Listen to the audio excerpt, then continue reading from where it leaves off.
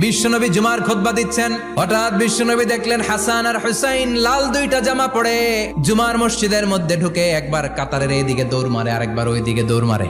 বিশ্বনবী খুতবা থামিয়ে দিলেন, মিম্বার থেকে নেমে হাসান হুসাইনকে দুই হাতে টানতে টানতে মিম্বারের উপরে নিয়ে আসলেন যাতে মুসল্লিদের ডিস্টার্ব না হয়ে যায়। হাসানকে ডান হাতে ধরে হুসাইনকে বা হাতে ধরে বাকি খুতবাটা বিশ্বনবী তখন শেষ করলেন।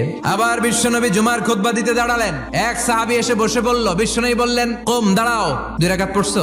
সাহাবী কয় না, পড়ি নাই। বিশ্বনবী বললেন, 2 রাকাত পড়ো। খুতবার নিরবিচ্ছিন্নতাকে ভঙ্গ করে বিশ্বনবী তাকে দাঁড়াতে বললেন, 2 রাকাত নামাজ পড়তে বললেন। তার মানে খতিব সাহেব মন গড়া শুধু খুতবা দিয়ে যায় না, ডানে বায়ে কোথায় কি হচ্ছে সবকিছু নজরে রেখে, কন্ট্রোলে রেখে সামাজিক সব সমস্যার কথাগুলো তুলে ধরে অসামাজিক কার্যকলাপের বিরুদ্ধে হুঙ্কার দিয়ে জুমার প্ল্যাটফর্মটাকে শক্তিশালী করাই হচ্ছে একজনের খতিবের দায়িত্ব। চিল্লা এখন ঠিক কিনা?